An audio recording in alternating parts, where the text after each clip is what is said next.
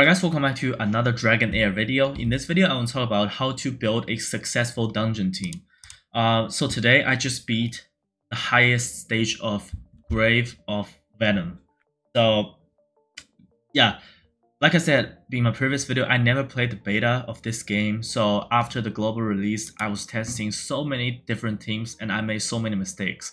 And today I want to make a video showing you guys just showing you guys how to avoid all the mistakes I made when I was trying to progress through the dungeons. Alright, I will show you guys how to build a successful team across all the dungeons. Like all these dungeons do have different mechanics, but the fundamentals are pretty much the same. That is, first thing is you need a tank, right? By you need a tank, I don't mean you need a melee hero. Like you need an actual tank. For example, when I first started playing the game, one mistake I made was I was trying to use Usha as my tank. That is a huge mistake because this champion was super solid. Probably one of the best rare champion in the entire game, right? She does tons of damage and she also has good survivability. So I was like, I want to use this champion as a tank. That is a huge mistake. You cannot use her as a tank because she's a melee DPS, right? She's just not tanky enough. And then I realized, like, across pretty much all the dungeons except for Goblin Slayer, you always need a tank champion.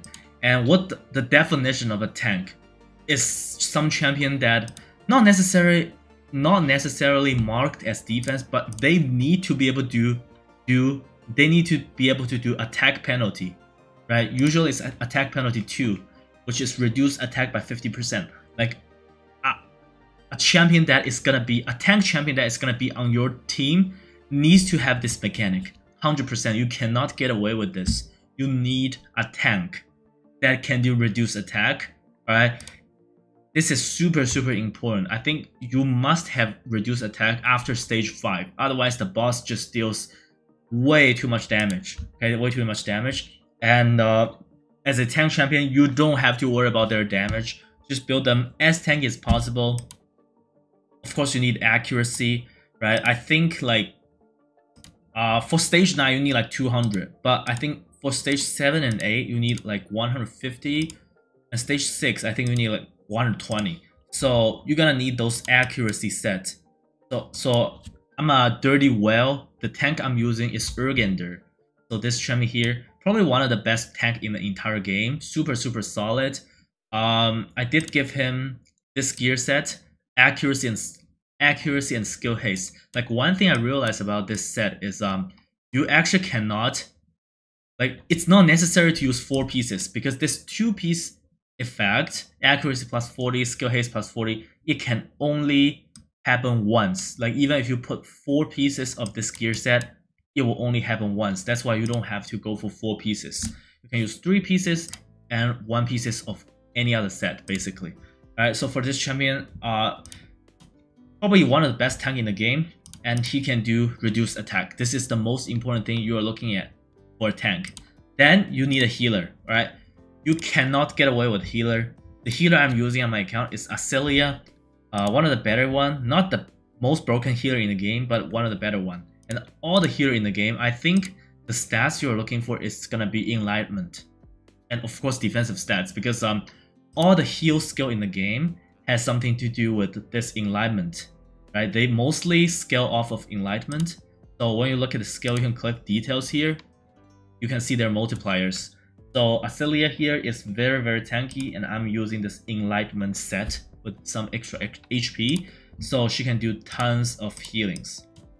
Alright, by the way, one thing I mentioned in one of my previous videos is a lot of people trying to use shield champion to replace healer. Right? That is not gonna work. Unless the champion has both shield and healing. You always gonna use healer instead of shielder. For my account, when I'm building my endgame dungeon team, I actually use both of them because one heal is not enough to keep my team up when I'm in the more difficult stages. I need one healer and one shield champion. It's different to other people. You don't need 2 support champion, but you definitely need 1 healer. And then you're gonna need DPS. So from what I know, like in all the dungeons in this game, I think single target DPS is actually more important than AoE DPS. For example, on my account, my Felicity is super strong, right? I think Felicity is actually the best single target DPS in the entire game. She might not be that strong when you first started the game, but she is like mega broken in late game, and she does tons of damage. I have this super strong Felicity, and the other champion I use is actually Lothar, because this is a poison champion, so he can do some AoE and he can do some single target, right? Like, I didn't use Heir at all. Like, this is probably one of the most broken AoE damage dealer in the game. But I just feel like in most of the dungeons, you don't need that type of crazy AoE champion. Like, I pretty much only use the champion on Goblin Slayer and Arena. Other than that, like, you just don't need that type of broken AoE. You just want more, like, better single target DPS. You know, so that's what I would recommend people to focus on, right? Focus on single target DPS first, then focus on AoE damage dealer, right? Just for the dungeons. I'm not talking about Goblin Slayer. I'm gonna show you guys how I can beat the Grave of Venom level 9. Alright, so for this dungeon, there are two ads here, right? I think, like, if you don't have a super strong team, you should position your DPS to like either side, so they will focus on the ads first, right? Once you take down one of these orbs, like, it's pretty easy. So what I used to do when I don't have a very strong team is I just move my DPS to the sides, so they focus on the ads first. But right now, since my tank is not gonna die, like, I have a very strong tank build here, so I'm just gonna put my DPS in the middle and just completely ignore these ads here. So all my damage will go to the boss. And for the aura, like, I'm going with the Enlightenment aura because all the healings and shield are a scale off of Enlightenment. Like, I don't really need a damage aura. I know I have enough damage. Alright, so let's see it. Stage 9, Grave of Venom.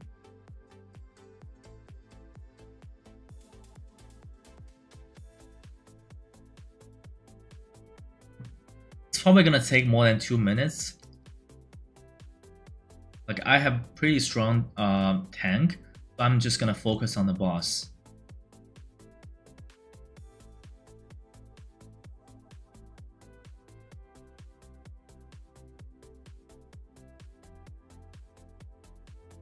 Yeah, so you can see the decreased attack penalty is very important.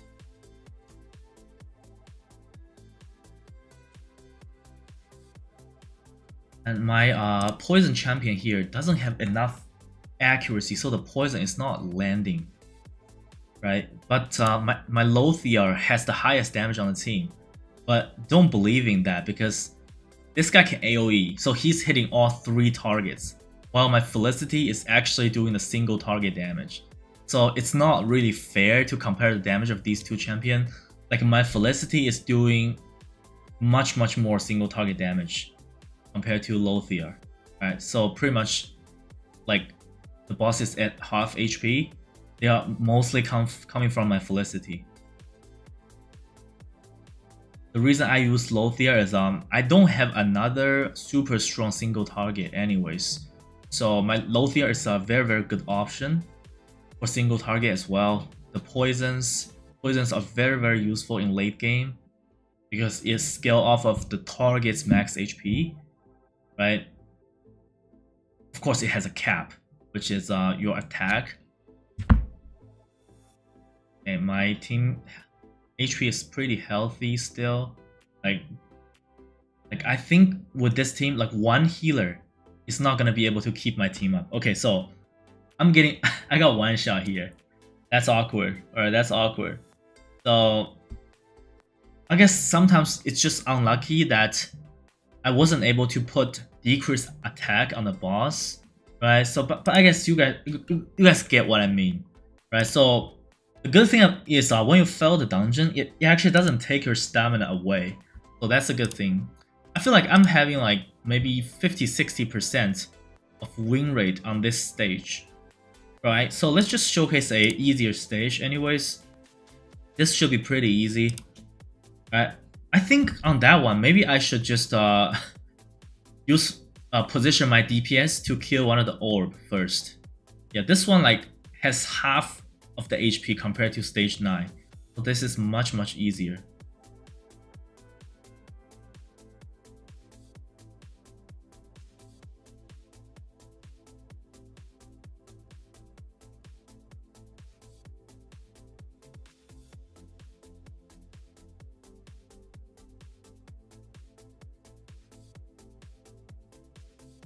Yeah, this one is also much faster since I got very strong DPS. You can see the damage of Felicity. Yeah, it's purely single target, and it just has insane amount of damage. Absolutely insane amount damage coming from my Felicity here.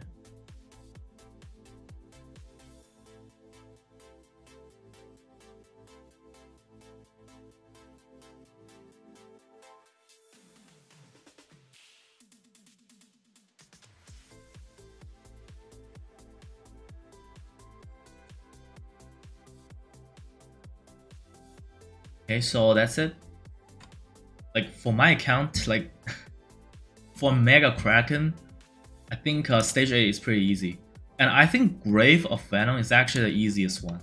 Alright, the hardest one I have encountered is Grave of Curse. So for this one is basically the boss hit you, they're gonna get a massive shield, right? I couldn't even beat stage 8 on my account. Like I haven't found a good way of beating it. And I don't really care about this place because it drops those defensive sets where on your account, you pretty much don't need this. Yeah, I don't think you need those. For a tank, you're also going to go with the accuracy one, right? So I think for a tank, you might want to go with the Grave of Rot. I think this one is much easier, right? I haven't beat stage 8 yet. I managed to beat stage... Sorry, I haven't beat stage 9 on this one, but I beat stage 8. Anyways, this video is just an overview of how to build a successful dungeon team. So for this one, like, maybe later I will do a video like showcasing my dungeon team for all of them, right? But this one is basically you have to build a cleanser that can remove debuff, and you want to bring a like heal probation, right? So the enemy can't heal. So this thing here is gonna heal himself. That's basically the mechanics. And then we have this dungeon here. So for this dungeon, I feel like you kind of need AoE here. You kind of need AoE. I beat stage 8 because this boss is gonna summon 2 Phoenix to help the boss. If you don't take down these 2 Phoenix fast enough, it's gonna give the boss extra HP and attack, I believe. That's why I bring in, for this place, I bring in 3 DPS, and 1 tank and 1 healer. I will need a massive AoE DPS to help me AoE down these 2 Phoenix. Alright. And the last one is Ancient Battleground. Okay, so this is the most difficult dungeon in the game actually. And yeah, this is really difficult. Like currently I only beat stage 6. I only beat stage 6. And my team here it requires very specific champion for this place. So I think if you don't have some specific champion like to do remove buff, I think you are unable to beat this place in higher stages. So maybe this is another specific video I will showcase my team, but this video is just a general overview. Other than that, I think you guys get the point, right? For all the dungeons, try to find single target DPS, the best single target DPS in the game. Like there are a lot of good epics that can do tons of single target. For example, this one. Like I'm building up my Tonanan, this epic hero, tons of single target DPS. And you need a tank. Also like this guy here, Urbath, the best tank in the game as a epic, right? The strength of this champion is much better than a lot of legendaries. So if you guys got him, congrats, you can build him, you can dump all your resources into him. He's an amazing tank. Alright, And Usha, amazing, rare, tons of damage also, but not purely single target. You're trying to find those single target that's gonna help you the most in those games, and then you need a healer, right? You can, like, if you are free to play or low spend, it's perfectly fine to go with Hexandra, basically the free champion, right?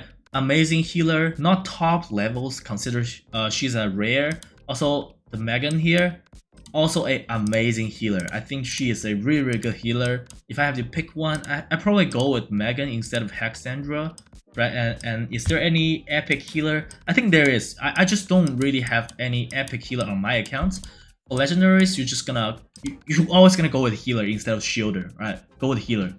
Alright, so yeah, that's it for this video, just an overview. Maybe I will showcase some specific team in separate videos. Stay tuned and I'll see you guys in a video soon. Bye.